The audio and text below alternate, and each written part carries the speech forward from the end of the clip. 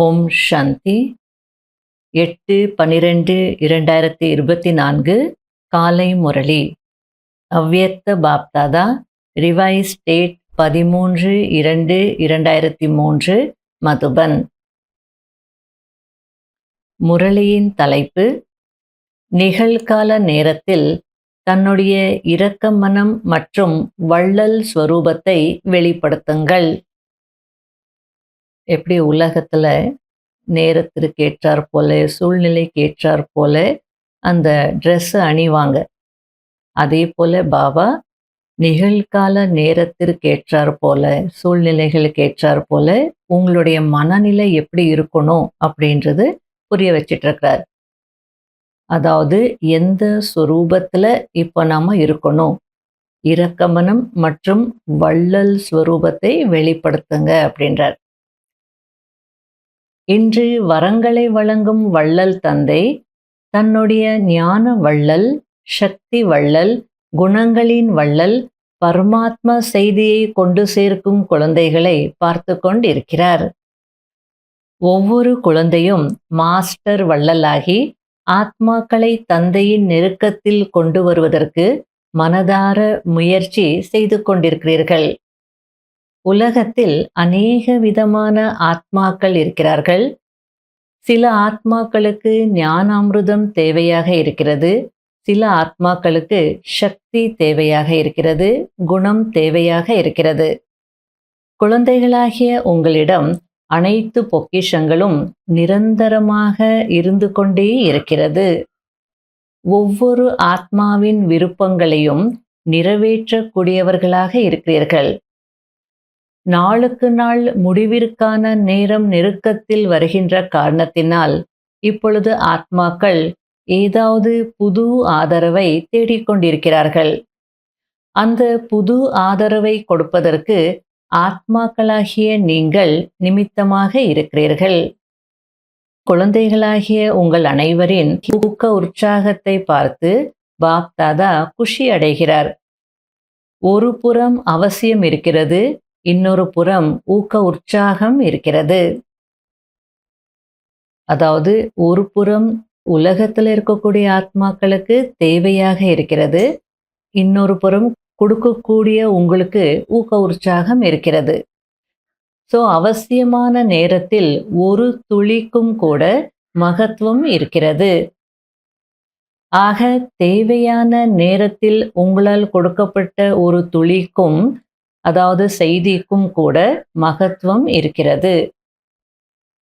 அதாவது இந்த பேராகிராஃபில் பாபா ரொம்ப அழகா, நீங்கள் யாரு, உங்களிடம் என்ன இருக்கு, உலகத்தில் இருக்கிறவங்களுக்கு என்ன தேவை, அவங்க என்ன எதிர்பார்த்துட்டு இருக்காங்க, அதை கொடுப்பதற்கு யார் நிமித்தமாக இருக்கிறாங்க, ஏன் நிமித்தமாக இருக்காங்க அப்படின்றது புரிய வச்சிட்டார். பாபா வரங்களை வழங்கும் வள்ளல். ஆகையால குழந்தைகள் கிட்ட எல்லாமே இருக்கு, எல்லா பொக்கிஷங்களும் இருக்கு, நிரந்தரமாக இருந்து கொண்டே இருக்கு. சிலர் ஞானத்தை தேடிட்டு இருக்காங்க, அவங்களுக்கு ஞானம்தான் தேவை. சிலர் ஞானத்தை தேடலை, அவங்களுக்கு குணங்கள் வேணும், சக்தி வேணும். ஆகையால இப்போ நீங்க தான் அவங்களுடைய ஆசைகளை பூர்த்தி செய்யணும் அப்படின்றார். ஏன்னா உலகத்துல ஏதாவது புது ஆதரவு கிடைக்குமா அப்படின்னு தேடிட்டு இருக்காங்க, எதிர்பார்த்துட்டு இருக்காங்க. அந்த புது ஆதரவு கொடுக்கறதுக்கு நீங்க தான் நிமித்தமாக இருக்கீங்க.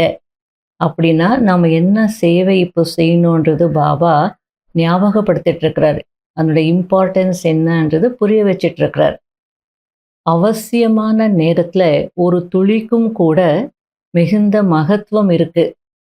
ஆகையால இந்த தேவையான நேரத்துல, அவசியமான நேரத்துல உங்களால் கொடுக்கப்பட்ட ஒரு துளி, அதாவது பாபாவின் செய்தி கூட மிகவும் மகத்துவம் வாய்ந்தது. ஆகையால அவங்களுக்கு இப்போ தேவையா இருக்கு, உங்களுக்கும் சேவை செய்வதற்கு, அதாவது கொடுப்பதற்கு உற்சாகம் இருக்கு. ஆகையால பாபா இதெல்லாம் பார்க்கும்போது எனக்கு குஷியாக தான் இருக்கு அப்படின்றார். அதாவது உலகத்துல கூட ஒரு கடையோ ஃபேக்ட்ரியோ மக்களுடைய டிமாண்ட்ஸ்க்கு ஏற்ற மாதிரி அவங்க கொடுக்குறாங்க, பொருட்கள் கொடுக்குறாங்க அப்படின்னா எல்லாரும் குஷியாக இருப்பாங்க. அவங்க கடையும் ஃபேமஸ் ஆகும், அவங்களும் முன்னேறிடுவாங்க. அந்த அர்த்தத்தில் பாபா அவங்களுக்கு என்ன தேவையோ அதை கொடுக்கறதுக்கு உங்களுக்கு ஊக்க உற்சாகம் இருக்கு. அதனால அவங்களும் சந்தோஷப்படுவாங்க. நீங்களும் முன்னேறுவீங்க அப்படின்றார். அடுத்த லெவலுக்கு போவீங்க. பாருங்க பாபா இந்த விஷயத்த 2003லயே சொல்லியிருக்கிறார். அதுக்கு முன்னாடியும் சொல்லியிருக்கிறார். இருந்தாலும் இந்த முறையில டீட்டெயிலா சொல்லியிருக்கிறார். புரிய வச்சிருக்கிறார். உலகம் இப்போ இதை பற்றி பேசிட்டு இருக்கு. அதாவது உலகத்தினுடைய டென்சிட்டி இப்போ மாறிட்டு இருக்கு. 3Dல இருந்து 4Dக்கு போகணும், 5Dக்கு போகணும் அப்படின்னு சொல்லிட்டு இருக்காங்க. 3Dல இருக்கிறவங்கன்னா சுயநலத்துல இருக்கிறவங்க, நெகட்டிவான விஷயங்கள்ல தேக அபிமானத்துல இருக்கிறவங்க. 4D அப்படின்னா சுய முயற்சி செய்து மற்றவங்களுக்கும் சேவை செய்யக்கூடியவங்க.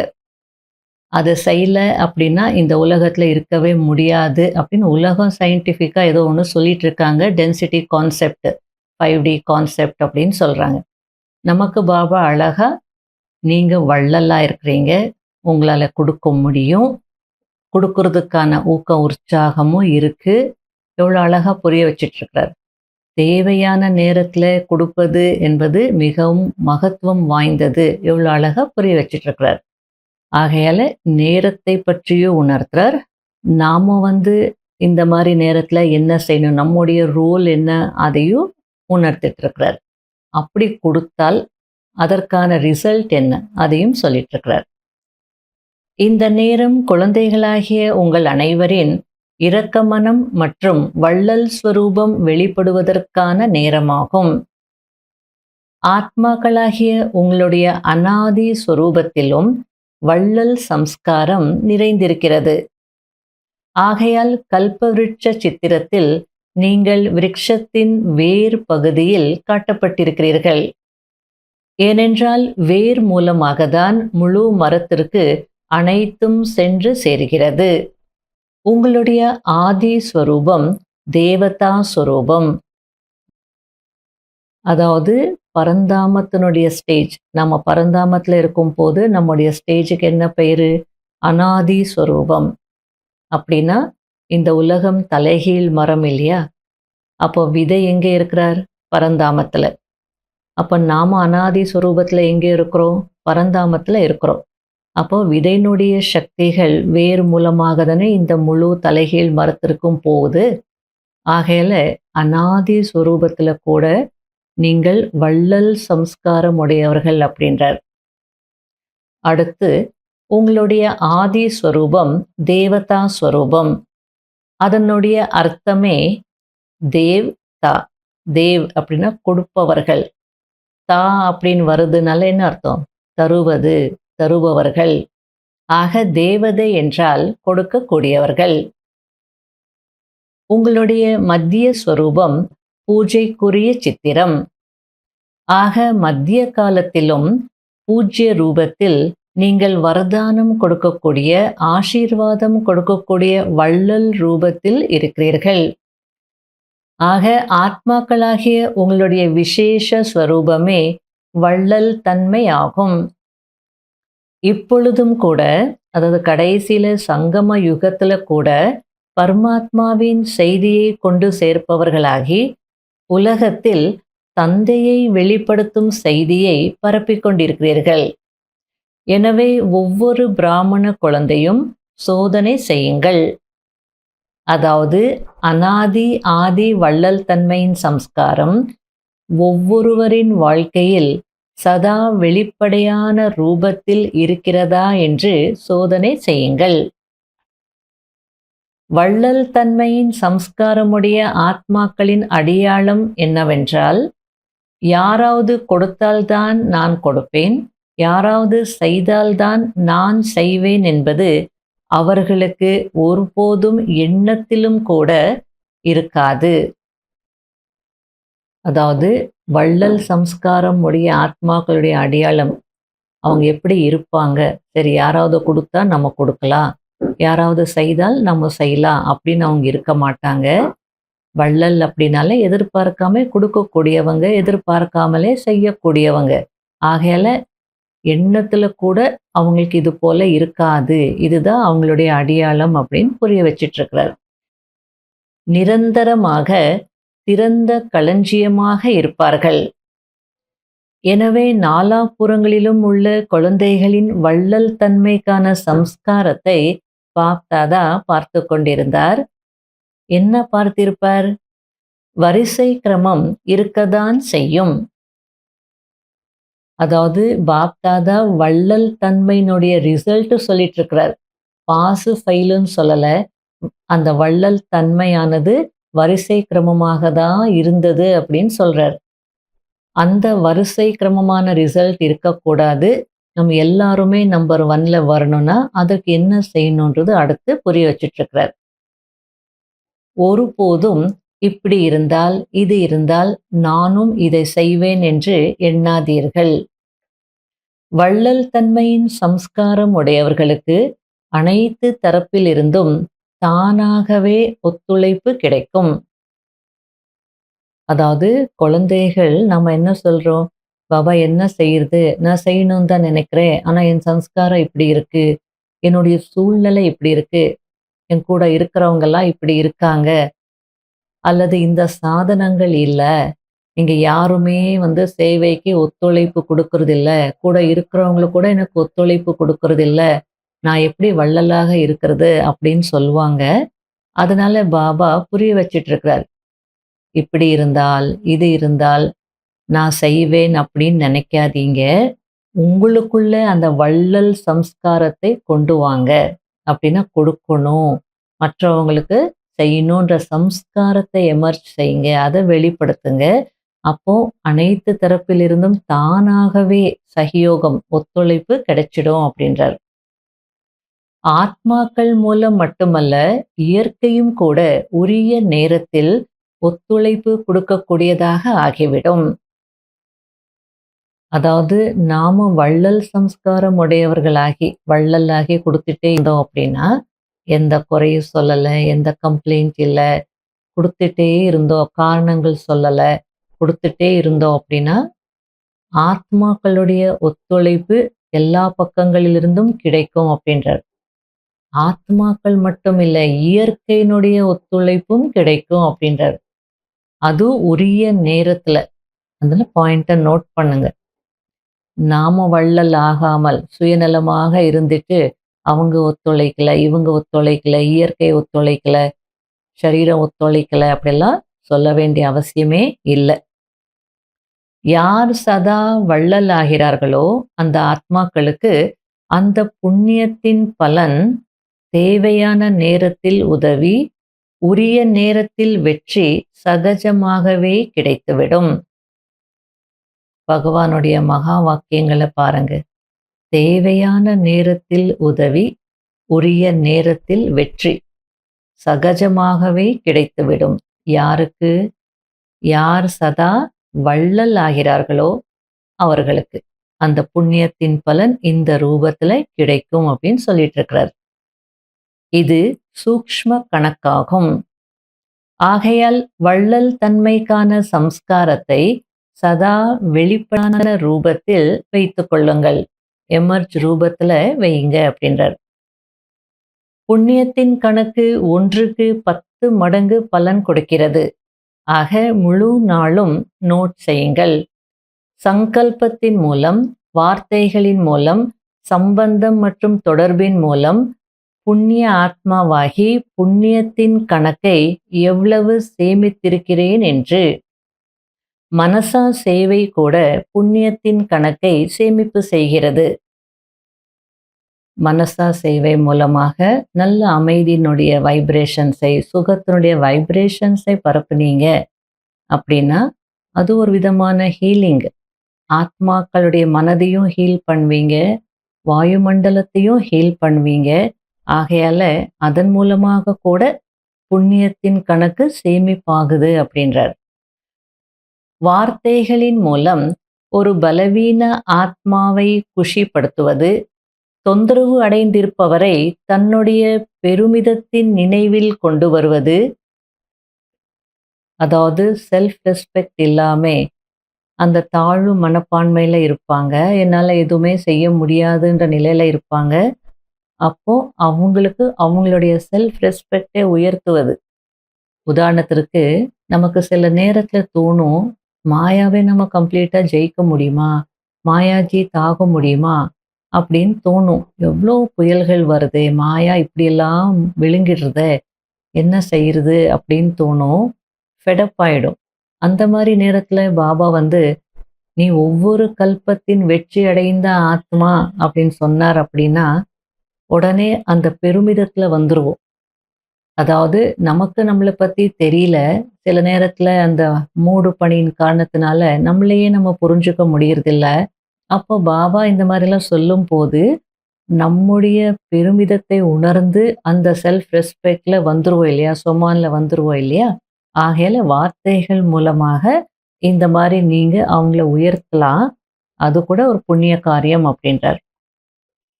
அதாவது மனமுடைந்த ஆத்மாவை தன்னுடைய வார்த்தைகளின் மூலம் ஊக்கம், உற்சாகத்தில் கொண்டு வருவது, சம்பந்தம் மற்றும் தொடர்பில் வரும் ஆத்மாக்களுக்கு தன்னுடைய உயர்ந்த சகவாசத்தின் அனுபவம் செய்விப்பது, இந்த விதிகளின் மூலம் புண்ணிய கணக்கை சேமிக்க முடியும். அதாவது மனம், சொல், செயல் இந்த 3 விஷயங்கள் மூலமாக புண்ணியத்தினுடைய சேமிப்பை நீங்க சேமிக்க முடியும்னு சொல்லிட்டு இருக்கிறார். மனதின் மூலமாக நல்ல வைப்ரேஷன்ஸை பரப்புங்க. அதேபோல வார்த்தைகள் மூலமாகவும் சேவை செய்யுங்க. வார்த்தைகள் மூலமாக சேவை செய்யறதுன்றது புது ஆத்மாக்களுக்கு ஞானம் கொடுக்கறது அது மட்டும் இல்ல. அது யாராக இருந்தாலும் ஊக்க உற்சாகம் அவங்களுக்கு இல்லைன்னா, உங்களுடைய வார்த்தைகள் அல்லது நீங்க வார்த்தைகள் மூலமாக அவங்களுடைய ஊக்க உற்சாகத்தை அதிகப்படுத்துறீங்கன்னா, அதுவும் புண்ணிய கர்மம் அப்படின்றார். மனமுடைந்து போயிருக்கிறவங்களுக்கு நீங்க ஊக்க உற்சாகத்தை அளித்து அவங்கள சரிப்படுத்திட்டீங்கன்னா, அதுவும் புண்ணிய காரியம் தானே! அது மட்டும் இல்ல, உங்களுடைய சம்பந்தம் மற்றும் தொடர்பில் வரக்கூடியவங்களுக்கு, உங்களுடைய உயர்ந்த மனநிலையின் மூலம், உயர்ந்த சகவாசத்தின் அனுபவம் நீங்க அவங்களுக்கு வச்சுட்டீங்கன்னா, இதுவும் புண்ணிய கணக்கை சேமிப்பதாகும். அந்த விதிகள் சொல்லிட்டு இருக்காரு. எப்படியெல்லாம் நம்ம புண்ணிய கணக்கை சேமிக்க முடியும்? ஏன்னா, நம்ம நெறைய புண்ணிய கணக்கை சேமிக்க வேண்டியதாக இருக்கு. அதுக்காக எங்கேயோ போணும், எதையோ செய்யணும்னு இல்ல. இருக்கிற இடத்திலேயே புண்ணிய கணக்கை சேமிக்க முடியும் அப்படின்றது சொல்லிட்டு இருக்கிறார். இந்த ஒரு பிறவியில் எவ்வளவு புண்ணியத்தை சேமிக்கிறீர்கள் என்றால், அரை கல்பம் அந்த புண்ணியத்தின் பலனை அனுபவிக்கிறீர்கள். மேலும் அரை கல்பம் உங்களுடைய ஜட சித்திரங்கள் மூலமாக பாவாத்மாக்களை வாயுமண்டலத்தின் மூலம் பாவத்திலிருந்து விடுவிக்கிறீர்கள். பதித பாவனியாக ஆகி விடுகிறீர்கள். அதாவது இந்த ஒரு ஜென்மத்துல நீங்க எவ்வளோ புண்ணிய கணக்கை சேமிக்கிறீங்களோ, அதை முழு கல்பமும் அனுபவிக்கிறீங்க. அனுபவிக்க முடியும் அப்படின்னு சொல்லிட்டு இருக்கிறார். அரை கல்பம் அந்த புண்ணியத்தினுடைய பலனை நீங்க அனுபவிக்கிறீங்க. அது இருக்கவே இருக்கு. அதுக்கப்புறமா கூட பக்தியில கூட உங்க ஜட சித்திரங்கள் மூலமாக பாவாத்மாக்களை வந்து நீங்க வாயுமண்டலத்தின் மூலமா பாவத்திலிருந்து விடுவிக்கிறீங்க. பக்தியில கூட யாருக்கு வந்து அந்த தெய்வத்தின் மீது நம்பிக்கை இருக்கோ, அவங்களும் கூட பெருசா பாவ காரியங்கள் செய்ய மாட்டாங்க. ஏன்னா, அந்த தெய்வத்தை நம்பி இருக்கிறாங்க. இல்ல கோவில்கள் எடுத்துக்கோங்க. அந்த கோவில்கள்ல அந்த தெய்வீக வாயுமண்டலம் இருக்கும். அதாவது கோவில்கள்ல சிலைய வந்து பிரதிஷ்டாபனை செய்றாங்கன்னா, அந்த தெய்வீக எனர்ஜிய வர வைக்கிறாங்க. அந்த எனர்ஜிய ஆஹ்வானம் பண்ணுவாங்க. அப்படின்னா அங்க வாயுமண்டலம், அந்த தெய்வீக வாயுமண்டலத்துல மக்கள் வந்து பாவத்திலிருந்து விடுபடுறாங்க.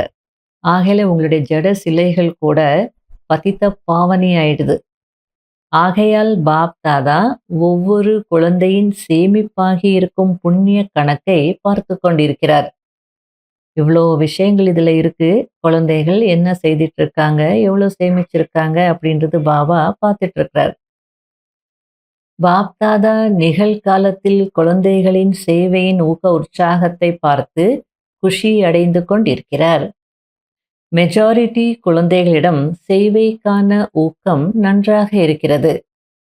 அனைவரும் அவரவர்களுடைய சேவைக்கான திட்டத்தை நடைமுறையில் கொண்டு வந்து கொண்டிருக்கிறீர்கள். அதற்கு பாப்தாதா மனதார வாழ்த்துக்கள் கொடுத்து கொண்டிருக்கிறார். நன்றாக செய்து கொண்டிருக்கிறீர்கள். மேலும் நன்றாக செய்து கொண்டே இருப்பீர்கள். அனைவருடைய சங்கல்பம் மற்றும் நேரம் பிஸியாகி விட்டது. அனைத்தையும் விட நல்ல விஷயம் இதுதான். அதாவது இந்த ஆண்டு இந்த சேவை செய்யணும், இந்த ப்ராஜெக்ட் இருக்கு, இத்தனை பேருக்கு செய்தி குடுக்கணும். அப்படிலாம் நீங்க சேவை செய்யும்போது, அந்த ஆத்மாக்கள் வருவாங்களோ இல்லையோ, அவங்க நேரம் வரும்போது வந்துருவாங்க. ஆனா, இதுல இருக்கக்கூடிய நல்ல விஷயம் என்ன அப்படின்னா, நீங்க பிஸி ஆயிடுவீங்க. உங்களுடைய எண்ணங்கள், நேரம் எல்லாமே சேவையில பிஸி ஆயிடும். ஒவ்வொருவரிடமும் இந்த லட்சியம் இருக்கிறது. அதாவது நாலாபுறங்களின் சேவையின் மூலம் இப்பொழுது அனைவரின் புகார்களை அவசியம் பூர்த்தி செய்ய வேண்டும் என்ற லட்சியம் இருக்கிறது. அதாவது கடைசியில யாரும் பாபா கிட்ட கம்ப்ளைண்ட் பண்ணக்கூடாது. பாபா எங்களுக்கு யாருமே செய்தி கொடுக்கல. நீங்க வந்திருக்கிறீங்க, அவ்வளோ பிரார்த்தனையெல்லாம் வச்சுட்டு இருக்கீங்க. எங்களுக்கு மெசேஜே வரல.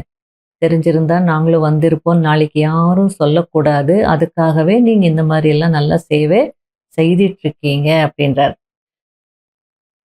பிராமணர்களின் திட சங்கல்பத்தில் மிகுந்த சக்தி இருக்கிறது. ஒருவேளை பிராமணர்கள் திட சங்கல்பம் செய்துவிட்டால் செய்ய முடியாதது என்ன இருக்கிறது? அப்படின்னா நீங்க திட சங்கல்பம் செய்தீங்கன்னா எல்லாமே செய்ய முடியும். அவ்வளோ சக்தி இருக்கு. என்ன செய்ய முடியாது அப்படின்னு கேட்கிறார். அனைத்தும் நடந்துவிடும். யோகாவை ஜுவாலா ரூபமாக மட்டும் ஆக்குங்கள். யோகா ஜுவாலை ரூபம் ஆகிவிட்டது என்றால் அந்த ஜுவாலைக்கு பின்னால் ஆத்மாக்கள் தானாகவே வந்து விடுவார்கள். ஏனென்றால் ஜுவாலை அதாவது வெளிச்சம் கிடைப்பதின் மூலம் அவர்களுக்கு வழி தென்படும். இப்பொழுது யோகாவோ செய்து கொண்டிருக்கிறீர்கள். ஆனால் யோகா ஜுவாலா ரூபமாக ஆக வேண்டும். சேவையில் ஊக்க உற்சாகம் நன்றாக அதிகரித்து கொண்டிருக்கிறது. ஆனால் யோகாவில் ஜுவாலா ரூபத்தை இப்பொழுது அடிக்கோடிட வேண்டும். உங்களுடைய திருஷ்டியில் அதாவது பார்வையில் அப்படிப்பட்ட ஜொலிப்பு வந்துவிட வேண்டும். அந்த திருஷ்டியின் மூலம் ஏதாவது ஒரு அனுபவம் செய்ய வேண்டும். அதாவது யார் உங்களை பார்க்குறாங்களோ அவங்க அந்த பார்வையிலேயே அனுபவம் செய்யணும் அப்படின்றார். அந்த மாதிரி ஒரு ஜொலிப்பு உங்க பார்வைக்கு வரணும். அது யோகத்தின் மூலமாக தான் வரும். இப்போ யோகா செய்துட்டு இருக்கீங்க. ஆனா அது ஜுவாலா ரூபமாக மாறணும். பவர்ஃபுல் ரூபமாக மாறணும். ஏன்னா நீங்க சேவை செய்துட்டு இருக்கீங்க. ஆனாலும் ஆத்மாக்கள் வரல. காரணம் என்ன? வெளிச்சம் போதல. நீங்க ஜுவாலா ரூப யோகா பண்ணீங்கன்னா வெளிச்சம் இருக்கும். அப்ப ஆத்மாக்கள் இழுக்கப்பட்டு வருவாங்க. வெளிச்சத்தை நோக்கி வருவாங்க அப்படின்றார். பாப்தாதாவிற்கு டபுள் ஃபாரினர்ஸ் காலத்தின் அழைப்பு கால் ஆஃப் த டைம் என்ற சேவை என்ன செய்தார்களோ அதன் விதி பிடித்திருக்கிறது. சிறிய குழுவை நெருக்கத்தில் கொண்டு வந்தீர்கள். ஒவ்வொரு ஜோனும் ஒவ்வொரு கிளை நிலையமும் தனித்தனியாக சேவை செய்து கொண்டுதான் இருக்கிறீர்கள். ஆனால் அனைத்து வர்க்கங்களின் குழுவை உருவாக்குங்கள். சேவை அதிகமாக பறந்து விரிந்து இருக்கிறது. ஆனால் அந்த பறந்து விரிந்திருக்கும் சேவையிலிருந்து நெருக்கத்தில் வரக்கூடிய தகுதியான கொஞ்சம் ஆத்மாக்களின் குழுவை தேர்ந்தெடுங்கள். மேலும் அந்த குழுவை நேரத்திற்கு தகுந்தவாறு நெருக்கத்தில் கொண்டு வந்து கொண்டே இருங்கள் என்று பாப்தாதா ஏற்கனவே கூறியிருக்கிறார். மேலும் அவர்களுக்கு சேவைக்கான ஊக்கத்தை அதிகப்படுத்துங்கள். அப்படிப்பட்ட ஆத்மாக்கள் இருப்பதை பாப்தாதா பார்க்கிறார். ஆனால் அவர்களுக்கு சக்திசாலியான பாலனை குழு ரூபத்தில் கிடைக்கவில்லை. அதாவது பாபா என்ன சொல்லிட்டு இருக்கார் அப்படின்னா, ஒரு சின்ன குரூப் தயார் பண்ணுங்க அப்படின்றார். அதாவது இப்போ பிகேஸை எடுத்துக்கோங்க. எல்லாருமே பக்கா பிகேஸ் அப்படின்னு சொல்ல முடியாது. பாபாவின் குழந்தைகள் தான் வரிசை கிரமமாக தான் இருக்கிறாங்க. அவங்களால முடிஞ்சது செய்துட்டு இருக்காங்க. இப்போ அடுத்தது ஐபிஎஸ் விஐபிஸ் எடுத்துக்கோங்க. ப்ரோக்ராமுக்கு கூப்பிட்டா வருவாங்க, பேசுவாங்க, போவாங்க, நல்லா இருக்குன்னு சொல்லுவாங்க. இப்போ அதுக்கு அடுத்தது என்ன செய்யணும்? ஆத்மாக்கள் இருக்கிறாங்க நமக்கு ஒத்துழைப்பு கொடுக்கறதுக்கு. ஆனா நாம அந்த குழுவை உருவாக்கல, சக்திசாலி பாலனை கொடுக்கலன்னு பாபா சொல்லிட்டு இருக்கிறார். அவங்க இருக்கிறாங்க. நீங்க அவங்கள கொண்டு வந்தீங்க, நெருக்கத்துல கொண்டு வந்தீங்க, பாலனை குடுத்தீங்க. அந்த பாலனை சக்திசாலி பாலனை குடுத்தீங்கன்னா, அவங்களும் கூட பாபா காரியத்துல உதவியாளர்கள் ஆயிடுவாங்க. அப்புறம் அவங்க மைக் ஆகி பேசுவாங்க. உங்களுக்கு சேவை ஈஸி ஆயிடும் இல்லையா? அந்த அர்த்தத்துல சொல்றார். அதாவது பாலனை கிடைச்சிட்டு இருக்கு. ஆனால் தனித்தனியாக சக்திக்கேற்ப பாலனை கிடைத்துக் கொண்டிருக்கிறது. ஆனால் குழு ரூபத்துல கிடைக்கவில்லை. குழுவில் ஒருவரை ஒருவர் பார்த்ததும் ஊக்கம் வந்துவிடுகிறது. இவரால் இது செய்ய முடிகிறது என்றால் என்னாலும் இதை செய்ய முடியும், நானும் செய்வேன் என்ற ஊக்கம் வருகிறது. இப்பொழுது சேவையின் வெளிப்படையான குழு ரூபத்தை பாப் தாதா பார்க்க விரும்புகிறார்.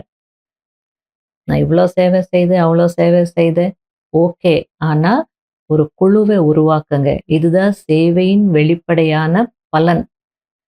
நன்றாக முயற்சி செய்து கொண்டிருக்கிறீர்கள். ஒவ்வொருவரும் அவரவர்களுடைய வர்க்கத்தின், ஏரியாவின், மண்டலத்தின், கிளை நிலையத்தின் சேவை செய்து கொண்டிருக்கிறீர்கள். பாப் தாதா குஷியடைகிறார்.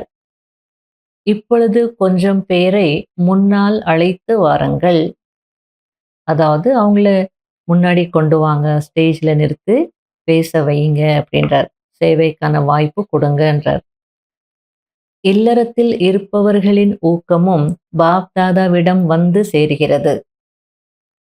டபுள் ஃபாரினர்ஸுக்கும் டபுள் காரியத்தில் இருந்து கொண்டே சேவை மற்றும் சுய முயற்சியின் ஊக்கம் நன்றாக இருக்கிறது.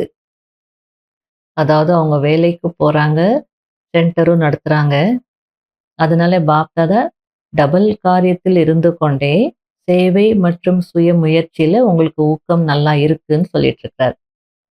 இதை பார்த்து பாப் தாதா குஷி அடைகிறார்.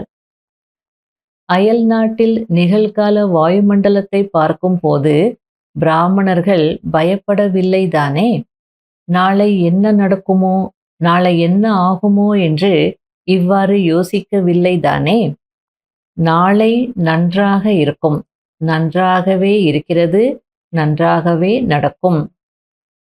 உலகத்தில் எந்த அளவிற்கு அலைச்சல்கள் ஏற்படுமோ அந்த அளவிற்கு பிராமணர்களின் நிலை ஆடாததாக, அசையாததாக இருக்கும். அப்படி இருக்கிறது தானே? உலகத்துல அலைச்சல்கள், அலைச்சல்கள் அப்படின்னா சண்டை சச்சரவுகள், பிரச்சனைகள் எல்லாம் அதிகமாகும். ஆனால் பிராமணர்களுடைய நிலை ஆடாததாக, அசையாததாக இருக்கணும் அப்படின்றார். அப்படி இருக்குதானேன்னு கேட்கிறார். அதாவது ஹிந்தில ஹல்சல் அப்படின்னு ஒரு வார்த்தை. ஹல்சல் அப்படின்னா அலைச்சல்கள் அல்லது ஆடிட்டு இருக்கும் சூழ்நிலைகள், ஆடக்கூடியதாக இருக்கும், ஒரு நிலையில இருக்காது. அந்த மாதிரி நேரத்துல நீங்க ஆடாத அசையாத நிலையில இருக்கணும். ஆகையால பாப் தாதா டபுள் ஃபாரினர்ஸை பார்த்து கேட்டுட்டு இருக்கிறார். டபுள் ஃபாரினர்ஸ் அலைச்சல்களில் இருக்கிறீர்களா அல்லது ஆடாதவராக, அசையாதவராக இருக்கிறீர்களா? ஒரு பிரச்சனை பார்க்கும்போது, ஒரு சூழ்நிலையை பார்க்கும்போது பொதுவாக என்ன சொல்லுவாங்க? அதை பார்த்ததுமே ஆடி போயிட்ட அப்படின்வாங்க. அது உலகத்தினுடைய விஷயம். ஆனா நீங்க ஆடக்கூடாது. ஆடாத அசையாத நிலையில இருக்கணும். ஆடாத அசையாதவர்களாக இருப்பவர்கள் கை உயர்த்துங்கள். உறுதியாக இருக்கிறீர்களா? நாளை ஏதாவது நடந்து விட்டது என்றால் அப்போதும் ஆடாமல் அசையாமல் இருப்பீர்கள் அல்லவா? என்ன நடக்கும்? ஒன்றும் நடக்காது. பிராமணர்களாகிய உங்கள் மீது பரமாத்மாவின் குடைநிழல் இருக்கிறது. அடுத்தது பாபா ஒரு எக்ஸாம்பிள் கொடுத்து புரிய வச்சிட்டு இருக்கார். வாட்டர் ப்ரூஃப் இருக்கிறது என்றால் எவ்வளவு தண்ணீர் இருந்தாலும் வாட்டர் ப்ரூஃப் மூலம் நீர் புகாததாக இருக்கும்.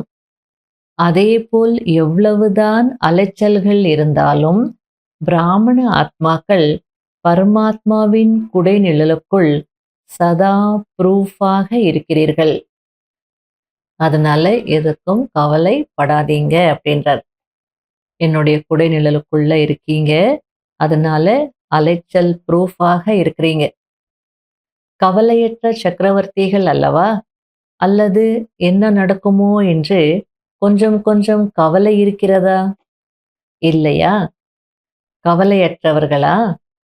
சுயராஜ்ய அதிகாரியாகி கவலையற்ற சக்கரவர்த்தியாகி ஆடாத அசையாத சீட்டில் செட்டாகி இருங்கள். சீட்டில் இருந்து கீழே இறங்காதீர்கள். அப்செட் ஆகுவது என்றால் சீட்டில் செட் ஆகவில்லை, எனவே அப்செட் ஆகிறீர்கள். சீட்டில் செட் ஆகி இருப்பவர்கள் கனவிலும் கூட அப்செட் ஆக முடியாது. தாய்மார்கள் என்ன நினைக்கிறீர்கள்? சீட்டில் செட் ஆகுவதற்கு அமருவதற்கு வருகிறதா?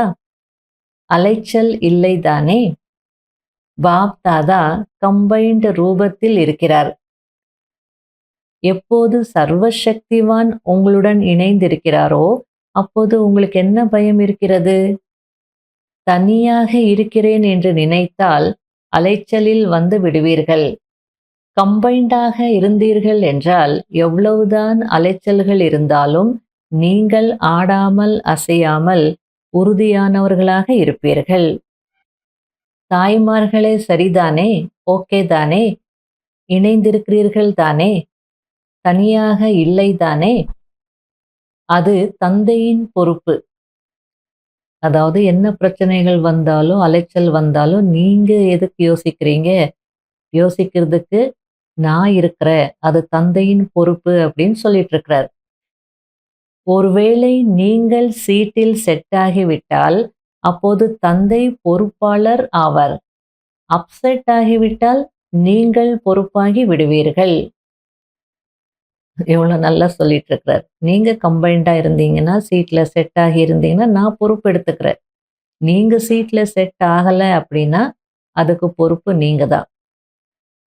ஆத்மாக்களுக்கு செய்தி மூலம் ஒரு துளி கொடுத்து கொண்டே இருந்தீர்கள் என்றால், வள்ளல் ஸ்வரூபத்தில் இருந்தீர்கள் என்றால், வள்ளல் தன்மைக்கான புண்ணியத்தின் பலனாக சக்தி கிடைத்து கொண்டே இருக்கும். போகும் போதும் வரும் போதும் நான் ஆத்மா செய்விப்பவன், இந்த கர்மேந்திரியங்கள் செய்யக்கூடிய வேலைக்காரர்கள் என்ற இந்த ஆத்ம நினைவின் அனுபவம் சதா வெளிப்படையான ரூபத்தில் இருக்க வேண்டும். மற்றபடி நானோ ஆத்மாதானே என்று இருந்துவிடக் கூடாது. இல்லை, நினைவு எமர்ஜாகி இருக்க வேண்டும். மெர்ஜ் ரூபத்தில் இருக்கிறது, ஆனால் எமர்ஜ் ரூபத்தில் இருப்பதின் மூலம் அந்த போதை, குஷி மற்றும் கட்டுப்படுத்தும் சக்தி இருக்கும். நான் ஆத்மா என்ற நினைவு உங்களுக்கு இருக்கு, உள்ளடங்கி இருக்கு. ஆனால் அது வெளிப்படையான ரூபத்துல இருக்கணும். அப்போதான் குஷி இருக்கும், போதை இருக்கும், கண்ட்ரோலிங் பவர் இருக்கும் அப்படின்னு சொல்லிட்டு இருக்கிறார். மஜாவும் ஏற்படும். ஏன்? சாட்சியாக இருந்து கர்மம் செய்விக்கிறீர்கள். ஆக செய்விப்பவராகி காரியம் செய்வித்துக் கொண்டிருக்கிறேனா என்று அடிக்கடி சோதனை செய்யுங்கள். அப்போதான் அந்த மஜா இருக்கும். எப்படி ஒரு அரசர் தன்னுடைய வேலைக்காரர்களை தன்னுடைய ஆர்டரில் வைத்திருப்பார், கட்டளையிட்டு செய்விப்பார். அதாவது ஒரு நல்ல அரசர் அப்படின்னா கீழே இருக்கக்கூடிய வேலைக்காரர்கள் எல்லாம் அவருடைய ஆர்டர் படி தானே இருப்பாங்க.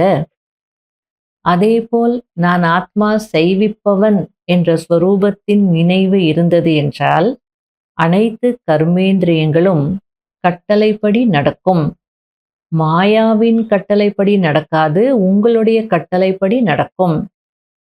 இல்லையென்றால் மாயாவும் பார்க்கிறது, செய்விக்கக்கூடிய ஆத்மா கவனக்குறைவாக இருக்கிறது என்று மாயா கட்டளையிட ஆரம்பித்து விடுகிறது. நீங்க ஆர்டர் பண்ணலன்னா மாயா பார்த்துக்கிட்டே இருக்கு, ஓ இவங்க கவனக்குறைவாக இருக்கிறாங்க, இப்ப நான் கட்டளையிட்டா வேலை நடக்கும்னு சொல்லி அது ஆர்டர் பண்ண ஆரம்பிச்சிடும். சில நேரம் சங்கல்ப சக்தி, சில நேரம் வார்த்தைகளின் சக்தி மாயாவின் கட்டளைப்படி நடக்க ஆரம்பித்து விடுகிறது. ஆகையால் சதா ஒவ்வொரு கர்மேந்திரியத்தையும் தன்னுடைய கட்டளைப்படி நடத்துங்கள். விரும்பவில்லை ஆனால் நடந்துவிட்டது என்று சொல்லக்கூடாது.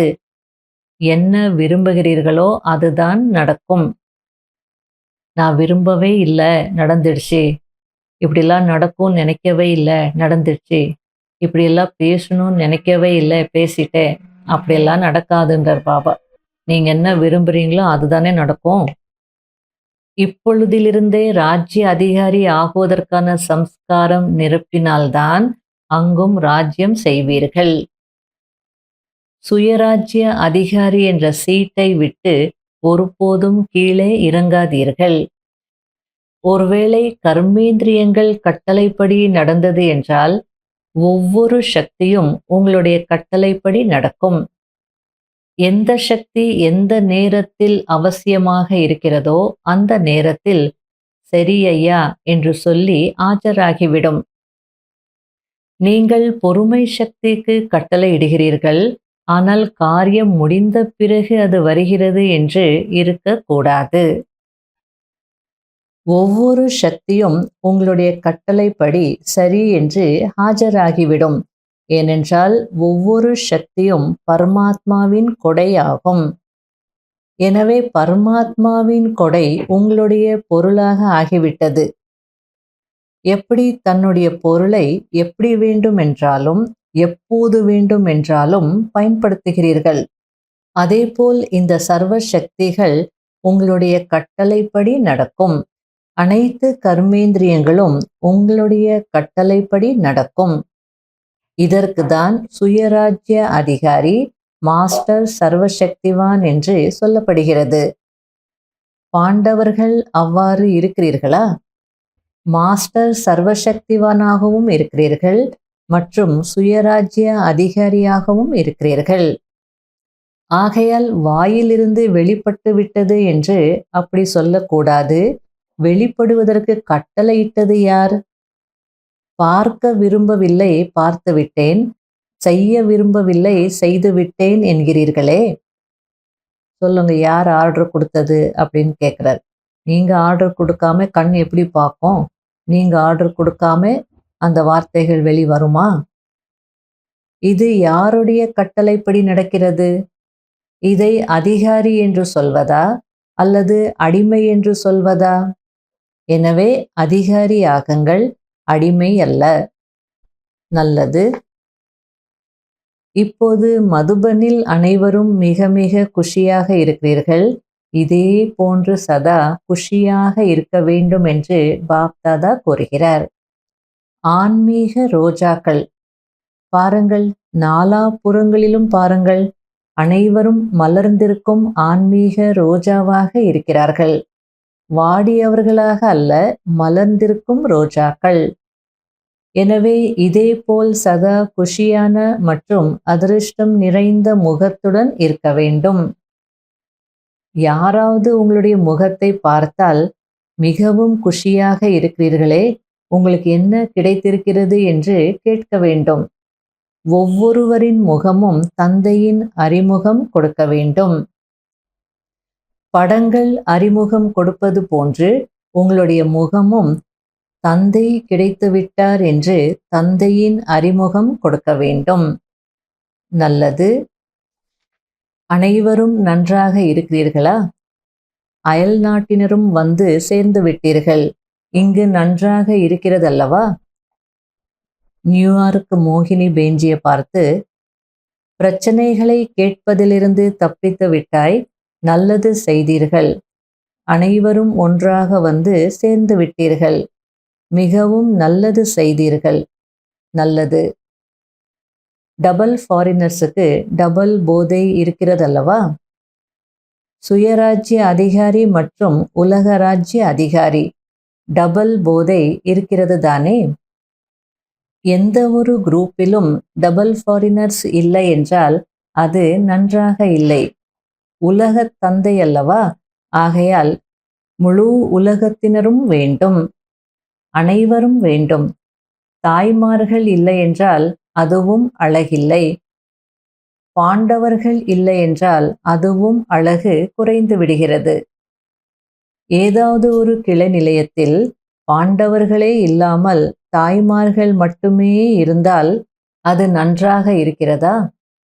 பாண்டவர்கள் இருந்து சக்திகள் இல்லை என்றால் சேவை நிலையம் அலங்காரத்துடன் இருக்காது.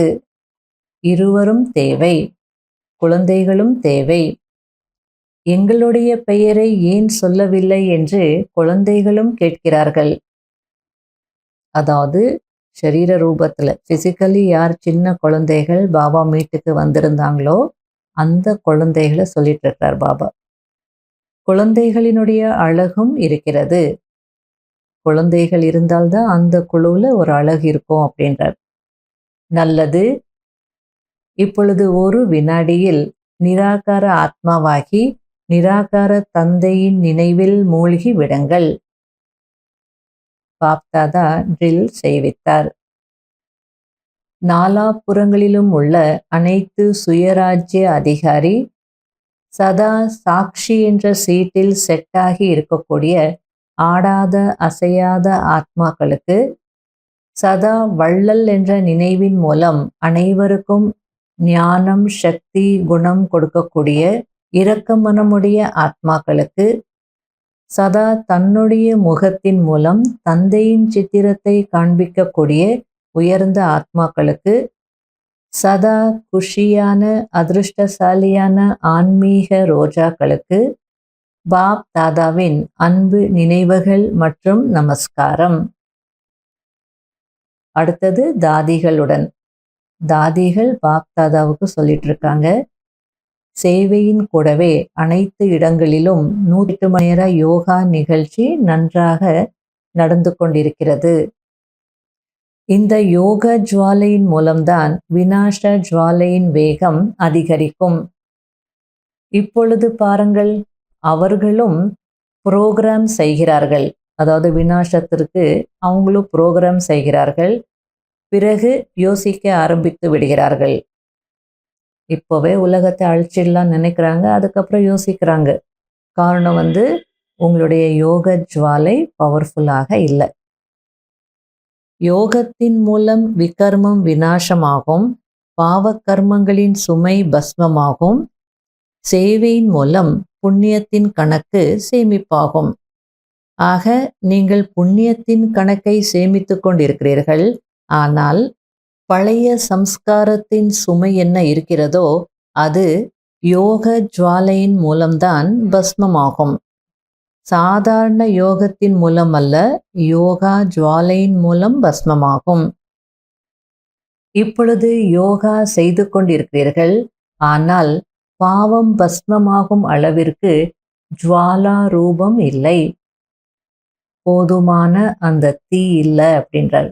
அதனால பழைய சம்ஸ்காரங்கள் இன்னும் எரியல. ஆகையால் சிறிது நேரத்திற்கு அழிந்து விடுகிறது, பிறகு மீண்டும் வெளிப்பட்டு விடுகிறது. அதனால்தான் பாருங்கள், ராவணனை அடிப்பார்கள், எரிப்பார்கள், பிறகு எலும்புகளையும் அதாவது அஸ்தியையும் தண்ணீரில் கரைத்து விடுவார்கள். அப்படி முற்றிலும் அழிந்துவிட வேண்டும். பழைய சம்ஸ்காரம் பலவீன சம்ஸ்காரம் முற்றிலுமாக அழிந்துவிட வேண்டும். இறந்து விடுகிறது, ஆனால் பஸ்மமாகுவதில்லை. ஆகையால் இறந்த பிறகு மீண்டும் உயிர் பெற்று விடுகிறது. சம்ஸ்கார மாற்றத்தின் மூலம்தான் உலக மாற்றம் ஏற்படும். இப்பொழுது சம்ஸ்காரங்களின் லீலை நடைபெற்று கொண்டிருக்கிறது. பழைய சம்ஸ்காரம் இடையிடையே வெளிப்படுகிறதல்லவா? பெயர் அடையாளமும் முடிந்துவிட வேண்டும். சம்ஸ்கார மாற்றம் இதுதான் அடிக்கோடிடுவதற்கான விசேஷ விஷயமாகும். சம்ஸ்காரம் மாறவில்லை என்றால் வீண் எண்ணங்களும் வருகிறது, நேரமும் வீணாகிறது, வீணான நஷ்டங்களும் இருக்கிறது. ஆனால் ஆகியே தீர வேண்டும். சம்ஸ்காரம் ஒத்துப்போதல் என்ற மகா நடனம் பற்றி பாடப்பட்டிருக்கிறது. இப்பொழுது நடனம் ஆடுகிறீர்கள், மகா நடனம் ஆடவில்லை. மகா நடனம் ஏன் ஆடவில்லை? அண்டர்லைன் செய்யவில்லை, திடத்தன்மை இல்லை, விதவிதமான கவனக்குறைவு இருக்கிறது. நல்லது. வரதானம். கர்மயோகியாகி ஒவ்வொரு சங்கல்பம் வார்த்தை மற்றும் கர்மத்தை உயர்ந்ததாக ஆக்கக்கூடிய நிரந்தர யோகி ஆகுங்கள். கர்மயோகி ஆத்மாவின் ஒவ்வொரு கர்மமும் யோகம் நிறைந்ததாக, யுக்தி நிறைந்ததாக இருக்கும். ஒருவேளை ஏதாவது ஒரு கர்மம் யுக்தியுக்தாக இல்லை என்றால் யோகயுக்தாக இல்லை என்பதை புரிந்து கொள்ளுங்கள். சாதாரணம் அல்லது வீண் கர்மம் ஏற்பட்டு விடுகிறது என்றால் நிரந்தர யோகி என்று சொல்ல முடியாது. கர்ம யோகி என்றால் ஒவ்வொரு வினாடி, ஒவ்வொரு சங்கல்பம், ஒவ்வொரு வார்த்தை சதா உயர்ந்ததாக இருக்க வேண்டும். தானும் திருப்தியாக இருக்க வேண்டும், மற்றவர்களையும் திருப்திப்படுத்த வேண்டும். இதுதான் உயர்ந்த கர்ம அடையாளமாகும். அப்படிப்பட்ட ஆத்மாக்கள்தான் நிரந்தர யோகி ஆகிறார்கள். ஸ்லோகன்: தனக்குத்தானே பிரியமான, உலகத்திற்கு பிரியமான மற்றும் பிரபுவிற்கு பிரியமான ஆத்மாதான் வரதான மூர்த்தி. இன்றைய அவ்யக்த சமிகை: பிராமணர்கள் என்றால் புத்திசாலிகள். அவர்கள் சுயம் திருப்தியாக இருப்பார்கள், மேலும் மற்றவர்களையும் திருப்தியாக வைத்திருப்பார்கள். ஒருவேளை பிறர் அத்திருப்தி செய்வதினால் நீங்கள் அத்திருப்தி ஆகிறீர்கள் என்றால் சங்கமயுக பிராமண வாழ்க்கையின் சுகத்தை அடைய முடியாது. ஆகையால யார் என்ன செய்தாலும் நீங்க திருப்தியா இருக்கிறதுக்கு முயற்சி செய்யணும், இல்லைன்னா லாஸ் உங்களுக்கு தான் அப்படின்றார். சக்தி ஸ்வரூபமாகி பிறருடைய வாயுமண்டலத்தில் இருந்து தன்னை விலக்குவது, அதாவது தன்னை சேஃபாக வைத்து கொள்வது, லட்சியத்தை அடைவதற்கான சாதனம் இதுதான். அதாவது நாம நல்ல முயற்சி செய்து யோகத்துல ஞானத்துல முன்னேறிட்டு இருக்கலாம், சேவை செய்துட்டு இருக்கலாம். ஆனா மற்றவங்களுடைய மூடு இருக்கே, அவங்க மூட் ஆஃப் ஆயிருப்பாங்க, இல்லை அவங்க பேசுறது இல்லை, இல்லை அவங்க சண்டை போடுறாங்க, இப்படியெல்லாம் இருந்தா நம்ம மூடை அது பாதிக்குது இல்லையா? அப்படி இருக்கக்கூடாது. அவங்க எந்த மூடில் இருந்தாலும் நீங்க சக்தி ஸ்வரூபமாகி அந்த வாயுமண்டலத்துல இருந்து அவங்கள விட்டு விலகுங்கன்னு சொல்லலை, அந்த மாதிரியான வாயுமண்டலத்துல இருந்து நீங்க ஒதுங்கிடணும், சேஃபா இருக்கணும். இந்த சாதனம் உங்களிடம் இருந்ததுன்னா உங்களுடைய லட்சியத்தை நீங்க அடைய முடியும் அப்படின்றார். இல்லைன்னா ஒவ்வொரு நாளும் ஒவ்வொருத்தரும் ஏதாவது ஒன்று செய்துக்கிட்டே இருப்பாங்க. அப்போ எப்படி நம்ம முன்னேற முடியும்? நம்மளும் மூட் ஆஃப் ஆகிட்டே இருந்தோம், நம்முடைய குஷி போயிடுத்து, நாம திருப்தியா இல்லை, இல்லை அவங்க அப்படி பேசினாங்க, இவங்க இப்படி செய்தாங்கன்னே பார்த்துட்டு இருந்தோன்னா நம்ம லட்சியத்தை எப்போ அடைய முடியும்? ஆகையால இந்த சாதனத்தை நம்ம பயன்படுத்தணும் அப்படின்றார். ஓம் சாந்தி.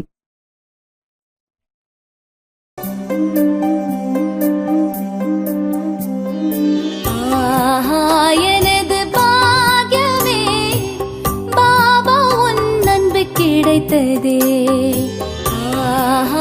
எனது பாக்யமே, பாபா உன் அன்பு கிடைத்ததே. கடலே கடலே